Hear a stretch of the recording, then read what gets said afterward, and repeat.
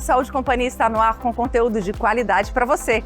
E neste sábado a gente vai falar sobre o Setembro Vermelho, como diagnosticar, prevenir, tratar as doenças do coração. Vamos falar também sobre a valorização da vida. Você sabe o que é a depressão? E ainda, está de volta a Galeteria do Chiquinho com as memórias afetivas que fizeram parte de uma geração inteira. E para começar, quem não gosta de samba... Já dizia o grande compositor Dorival Caymmi, quem não gosta de samba é ruim da cabeça ou doente do pé. E hoje, o Saúde e Companhia, no quadro Diversão e Arte, veio aqui para o Segundas de Vagabundo para descobrir se o poeta tinha realmente razão.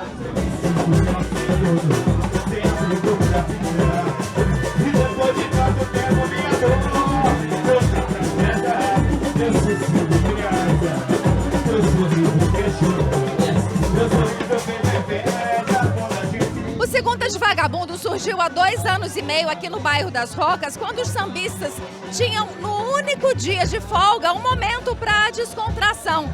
E assim, nas segundas-feiras, eles passaram a se reunir e juntar um monte de gente ao redor.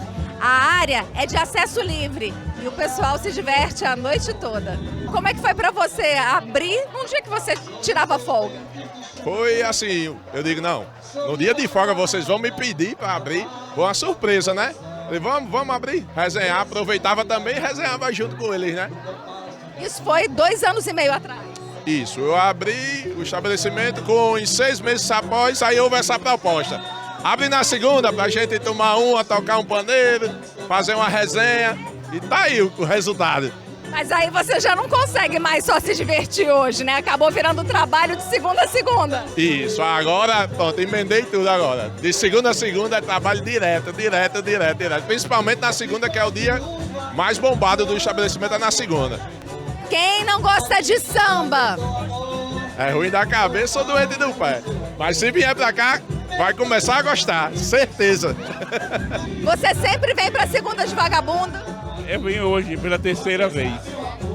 Você concorda ou discorda que quem não gosta de samba é ruim da cabeça ou doente do pé?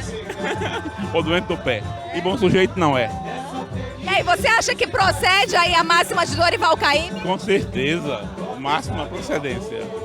O que é que você acha desse evento aqui? É um ambiente democrático que recebe pessoas de todas as regiões da cidade, inclusive turistas, né? E é uma coisa que qualquer um que não conhece deveria vir aqui. Libni, você sempre vem aqui pro Segundas de Vagabundo? Venho sempre, às segundas-feiras, que é pra a gente já iniciar a semana ali no ponto bom. Bem alegre, já começa com o pé direito sambando. Maravilhoso. Você concorda com Dorival Caymmi ou discorda em relação ao samba? Que quem não gosta de samba, bom sujeito não é? Eu acho que nem dá pra discordar de Dorival, né? Bom sujeito não é, gente boa tá aqui nas Rocas.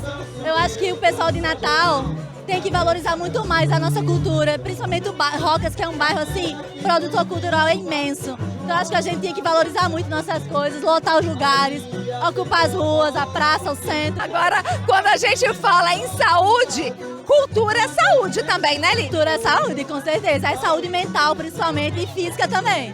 Que a gente também tá aqui no exercício do corpo. Rafaela, me conta, quantas vezes você já veio aqui no Segundas de Vagabundo? Essa é a 2ª vez, mas eu acho que é um espaço cultural que Natal precisa, porque a gente, como enquanto cidade, enquanto história, precisa sempre, enfim, ter isso promovido. Eu acho que é um espaço aberto ao público que promove, de fato, uma cultura, que ela é brasileira, mas ela tem muitas raízes também em vários lugares do Nordeste. Então eu acho que é um lugar de muita potência, de empoderamento, é um espaço para, enfim, para curtir e é também tem um poder e um valor muito histórico, né? Então isso é muito importante para a cultura do estado, da cidade. E para essa movimentação cultural, para não deixar, por exemplo, um bairro como as Rocas morrer. Porque infelizmente a Ribeira, por exemplo, já se foi, né? A gente tem muito pouca manutenção histórica e cultural da Ribeira e vai se perdendo um pouco. E eu acho que trazer isso, o samba para as Rocas, é um resgate. A nossa cultura, enfim, nosso empoderamento ao todo, né? Carlos Antônio, tem história não, é Debinha Ramos, sambista das Rocas, idealizador, criador do Segundas de Vagabundo, uma ideia que deu certo 2 anos e meio atrás e que pelo jeito está deixando muita gente mais feliz e mais saudável, hein? Com certeza, acho que a segunda já deixou de ser aquela coisa, a segunda é horrível, né? Não é o dia mais horrível agora, é um dia que faz parte de um evento bonito, bacana, que é a Segunda Vagabundo. Quem não gosta de samba... Bom sujeito ou não é, né? Já dizia o poeta. E aqui, quem não gosta, pelo menos um aperitivozinho vai começar a gostar. Vocês contagiam todo mundo aqui, né? Realmente a gente envolve a comunidade, envolve os amigos que vêm de fora, gente que vem de outras cidades, entendeu? Então a segunda hoje faz parte, né, da coisa da cultura de Natal.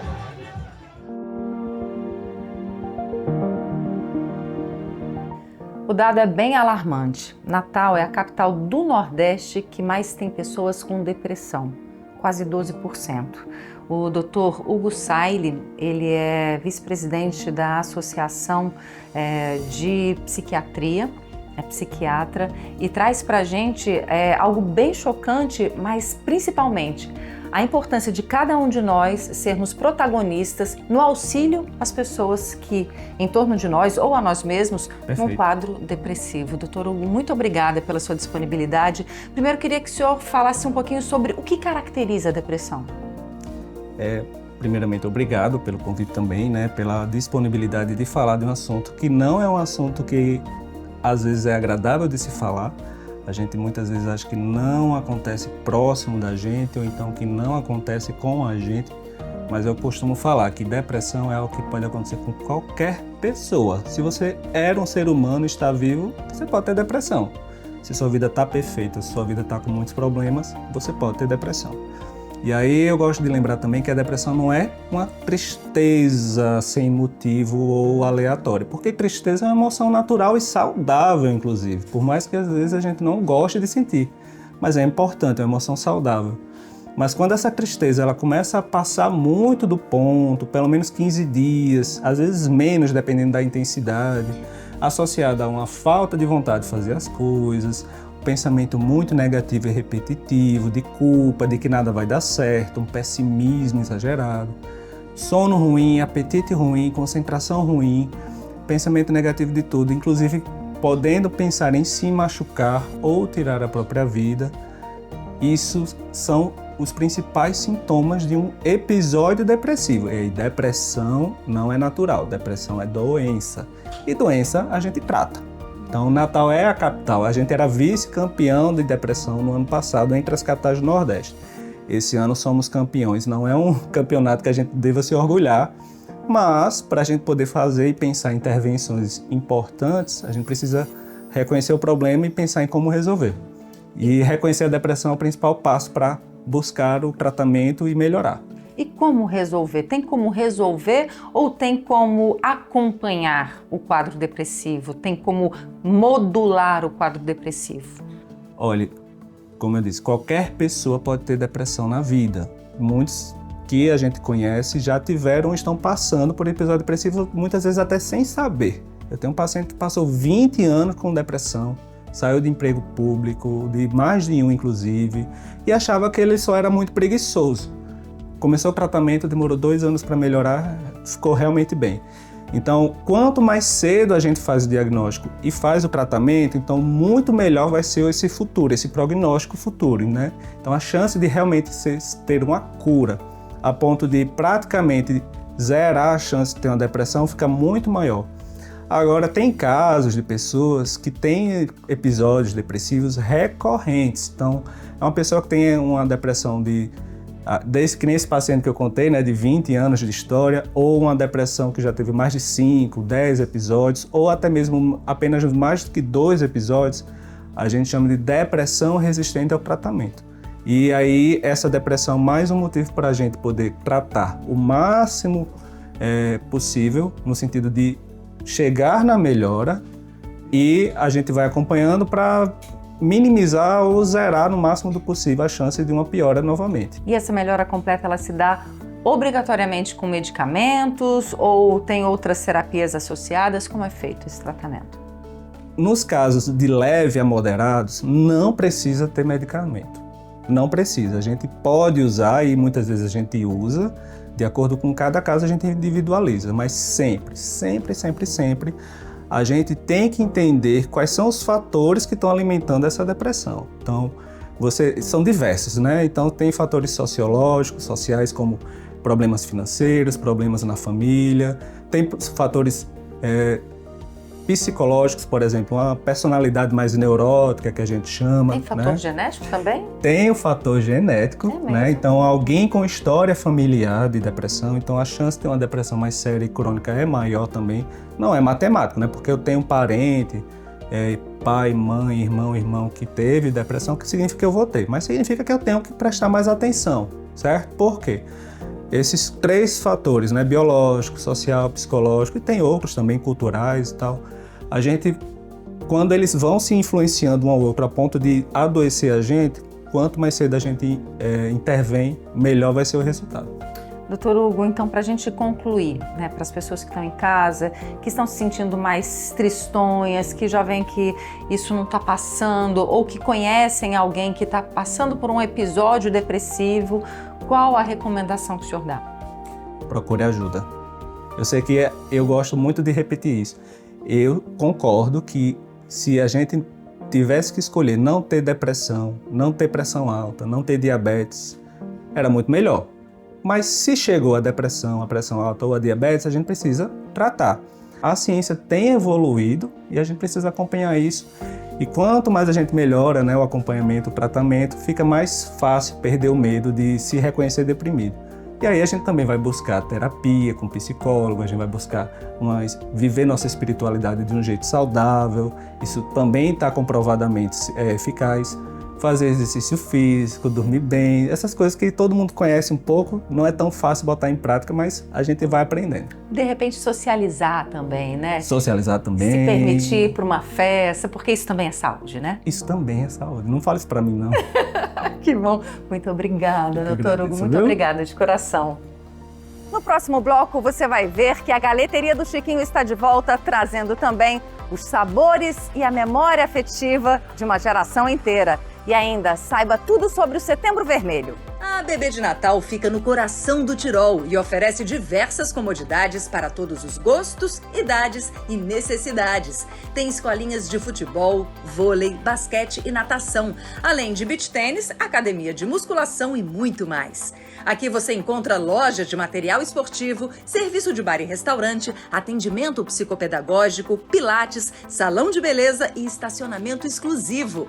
A Bebê de Natal, o clube da família. Oferecimento SOS Pharma, remédio barato de verdade. A Bebê de Natal, o clube da família, que também tem em Festa Buffet, serviços de bar, restaurante e lanches.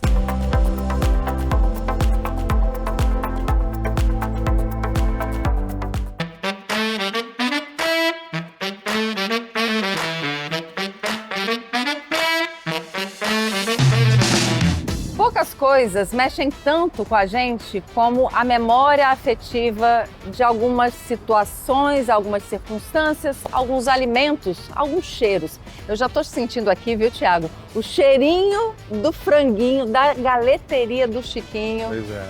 Um lugar super especial, que está na memória de muitos natalenses e que está retornando sob nova direção. É isso aí, com força total. Conta pra mim um pouquinho dessa história. Como foi você trazer de volta a Galeteria do Chiquinho com o mesmo churrasqueiro, com o mesmo tempero, no mesmo local, no mesmo ponto? Eu costumo falar que a minha história com a Galeteria do Chiquinho começa muito antes, né? Começou com meus pais e o Paulo Henrique, que é o filho do Chiquinho, que assumiu depois da morte do pai. Então eu vim aqui nesse ponto, moleque, né?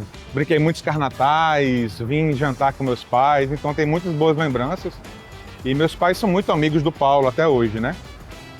E aí, um belo dia, no grupo da faculdade, eu recebi uma foto antiga, não sei se o pessoal recebeu aí no WhatsApp, uma foto antiga da Galeteria do Chiquinho. E aí me veio todo aquele saudosismo, né? Aquela lembrança que todo mundo tem quando se fala em Galeteria do Chiquinho. Os que têm 35, 40 a mais vão saber o que eu tô dizendo. E aí eu fiquei muito emotivo, falei, poxa vida, né? Que legal, o que será que virou, né? E aí eu, um belo dia almoçando lá na Conchinchina, já depois de ter alugado o ponto, depois de ter registrado o nome e tudo. E aí um senhor sentou, o senhor ali no cantinho, esperando terminar de almoçar, eu acabei logo, chamei ele para conversar. E ele perguntou para mim se tinha uma vaga na cozinha lá na Conchinchina. Eu disse que a cozinha estava completa e tudo, ele ficou triste, disse até que tinha certeza de que essa história é muito bacana, que ele se emocionou até, disse que saiu com a certeza de casa de que tudo ia dar certo naquele momento e naquele dia ele sairia, tinha uma certeza dentro dele. Eu disse, seu Laurindo, infelizmente pode ser em outro canto, né? Mas aqui realmente, não, tudo bem, agradeço, mas eu disse, seu Laurindo, talvez eu tenha uma vaga para churrasqueiro. Só tem experiência com churrasco? Aí ele disse, tenho. E aí ele falou para mim que tinha trabalhado na galeteria de Chiquinho também. Aí eu falei, não é possível, né? Não é possível. Eu disse, Laurindo, conta um pouquinho dessa experiência. E ele falou com muito carinho, com muitas boas lembranças da galeteria. E eu disse a ele, seu Laurindo, depois eu vou dizer uma coisa ao senhor. A gente está reabrindo a galeteria de Chiquinho. Aí ele não entendeu, né? Ele disse, você vai abrir uma galeteria tipo a do Chiquinho? Eu disse, não, a gente está abrindo a galeteria de Chiquinho. Caramba. Aí ele falou, não acredito, como assim? Eu falei, Paulo me conhece desde que eu era um adolescente, na minha puberdade, adolescência, e me conheceu na fase adulta também, é muito amigo dos meus pais. E o senhor vai lá comigo agora. Aí ele ficou emocionado, né? Encheu os olhos de lágrimas, foi bem emocionante esse capítulo. E a gente veio aqui na galeteria dar uma olhada em tudo, e ele parecia uma criança entrando na Disneylândia, sabe? Uhum. E falando, aqui ficava a churrasqueira, aqui ficava o armário com os frangos, aqui fazia isso, aqui fazia aquilo. E aí foi muito bacana, a gente falou para ele, disse, Laurindo, vamos ficar aqui com a gente, né? A vaga é sua de churrasqueiro. E aí ele tá aí com a gente, morto de felicidade, é uma alegria para casa, complementa a nossa equipe aí com muita competência e muita força de trabalho ainda, ele tá bem ativo. Tiago, quem vier para cá, o que vai encontrar? Que tipo de sentimento, de experiência vai ter? Porque a gente pensa na convivência, a gente pensa em momentos sociais como momentos que agregam para a nossa saúde. E se são momentos sociais com comida de boa qualidade, o que dirá, né? Verdade, essa relembrança, né, do passado e essa vivência no presente, da época saudosa, né? A gente tentou fazer a aproximação, a experiência mais próxima do antigo. Hoje, infelizmente, a gente não tem aquelas mesas de metal, então a gente fez questão das mesas que a cervejaria parceira fez com a gente serem de plástico. Uhum. Isso não foi... algo rústico, não algo foi, mais rústico. Foi uma coisa realmente pensada para a experiência ser o mais próximo de antigamente. Copinho americano, tradicional. A gente vai ter no nosso cardápio uma experiência também raiz, né, do passado. O frango, o galeto assado, né? Com as asinhas, vamos ter as asinhas que eram famosíssimas aqui. Você que está me assistindo, que está com saudade, você vai lembrar dessas asinhas. Então a gente vai fazer o básico bem feito, como era feito. E hoje a gente tem uma série de coisas que a gente pode incrementar, né, Michele? Em pensar que toda essa história começou com a família do Paulo em 1976. 1976, verdade. Como está sendo para você reviver essa história? Está sendo muito bacana, até porque está voltando através das mãos de uma pessoa que eu quero muito bem, né? Que é Tiago, filho de Vânia e Marco. E ele me consultou a respeito da marca e a gente liberou essa marca para que ele pudesse tocar esse projeto. E eu entendo isso como uma grande homenagem ao meu pai, que foi o grande idealizador disso tudo, né? Que bacana. O que as pessoas que chegarem aqui, elas vão poder levar para casa? Porque assim, a gente entende que quando a gente fala de afetos, né, a gente fala sobre alimentar a alma, né? O carinho com que eles estão tratando tudo isso, né? O Tiago, Chico e o Daniel, eles estão fazendo tudo com muito carinho, com muito boa vontade, muito preocupados com a qualidade. Todo mundo que tem vindo aqui sempre sai muito emocionado, traz boas memórias. A qualidade do que eles estão vendendo é uma coisa realmente que tem sido feito com muito zelo, com muito cuidado. E eu estou aqui ajudando da maneira que posso, porque eu quero ver o sucesso disso aqui, que traz essa marca do Chiquinho, que era meu pai. Não só eu, como acredito que toda a família, alguns primos têm me ligado, algumas pessoas comentando a respeito da alegria de estar revivendo essa marca Galeteria de Chiquinho aqui na cidade. Para mim é uma emoção muito grande, porque eu voltei para o lugar que eu comecei com 18 anos de idade, depois de 50 anos. Quando o Tiago me falou que eu ia voltar para cá, eu fiquei muito feliz. E aí cada pessoa vai levar para casa então um pouquinho dessa sua saudade aqui que estava acumulada. Isso para mim é uma emoção, por causa que o mesmo tempero que eu comecei, depois de 50 anos eu nunca perdi o paladar, e os clientes estão gostando, mandando parabéns. E realmente estou muito feliz, eu procuro fazer o melhor para o público e para o patrão e para a empresa.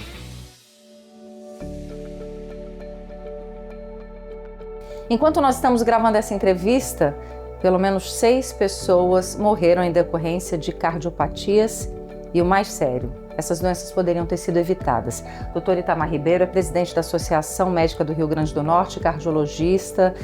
Dr. Itamar, quais são as principais doenças que geram essas mortes? O que é importante salientar o porquê do Setembro Vermelho. Então, essa data, o mês com essa cor, ela é a cor do coração. Então, nós estamos falando de pelo menos 14 milhões de pessoas hoje no Brasil que têm doenças do coração.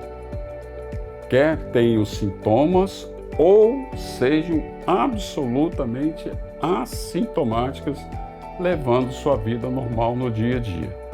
E a prevenção e o diagnóstico dos chamados fatores de risco para o desenvolvimento das cardiopatias são relativamente fáceis de serem feitos e podem ser feitos não só aqui em Natal, como no interior, como em qualquer cidade do Brasil. E quais são as principais doenças que acabam gerando essas mortes? Existem os chamados fatores de risco. A principal doença chama-se a doença aterosclerótica, que é conhecida como as placas de gordura. Não é bem assim, é um fenômeno biológico extremamente complexo. Essa doença tem uma característica também de desenvolvimento com a idade da pessoa. E os principais fatores de risco, o principal deles são aqueles que a gente faz com a gente. É a alimentação correta, o controle do peso, não fumar, a identificação se o colesterol está normal ou não, a glicose está normal ou não, a pressão arterial está normal ou não e qual o nosso estilo de vida, especialmente aí o controle do estresse. O controle do estresse, às vezes a gente se acomoda, né, doutor Itamar? Por causa do cansaço no fim do dia, não pratica atividade física, se alimenta de qualquer jeito, faz um lanchinho aqui, outro ali. Acaba que esses hábitos de vida têm consequências sérias no coração, né? Com certeza. Não só no coração, mas vamos ampliar um pouquinho o sistema cardiovascular. Que as principais doenças que levam ou a morte mesmo, ou alguma sequela grave no paciente, é o AVC, é o infarto agudo do miocárdio, são as lesões renais, que levando à diálise.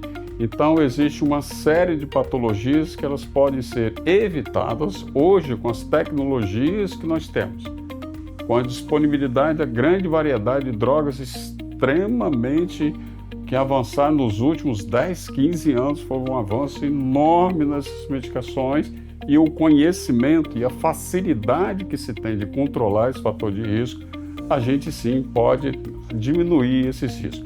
Eu só digo que a importância do tema, que esse Setembro Vermelho ele foi desenvolvido em 2000, isso não é um problema exclusivamente do Brasil, isso é um problema mundial, né? Nós temos quase 500 milhões de pessoas cardiopatas no mundo inteiro.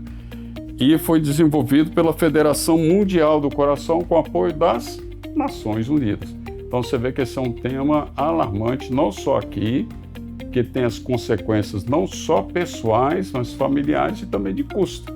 São os custos que aumentam pelos tratamentos que são muito caros para esses pacientes.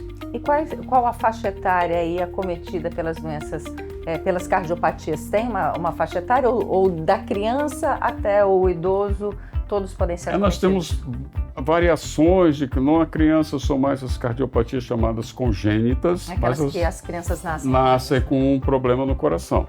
Mas hoje, com esse perfil de vida que se tem, já na adolescência, já identificamos pacientes com crianças com problema de colesterol, especialmente associado ao quê? ao sedentarismo e ao sobrepeso.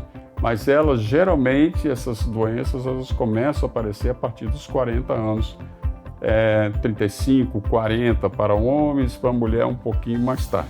Então fica aí o convite então à população que comece a mudar seus hábitos para ter uma vida mais saudável e cuidar, né, do seu e procurar o cardiologista, o médico, fazer o famoso check-up. Essa que é a mensagem.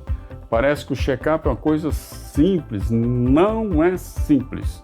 Ele é fundamental na vida do indivíduo, para que a gente identifique com exames de sangue, exames específicos do coração que hoje existem em qualquer lugar, que a gente possa identificar, e isso tem valor prognóstico na vida do indivíduo. E precisa ser feito a partir de que idade e com que regularidade?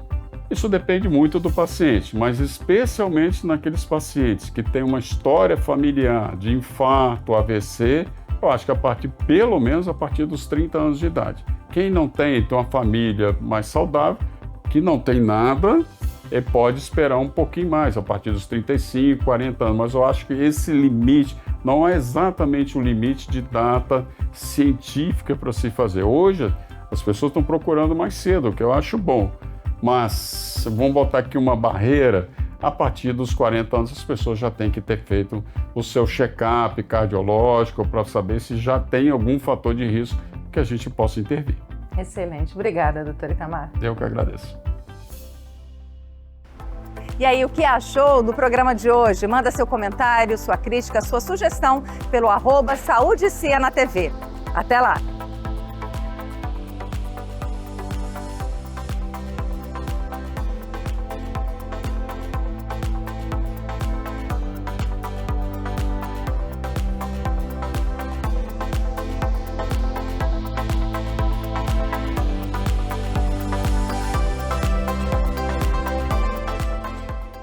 A ABB de Natal fica no coração do Tirol e oferece diversas comodidades para todos os gostos, idades e necessidades. Tem escolinhas de futebol, vôlei, basquete e natação, além de beach tênis, academia de musculação e muito mais.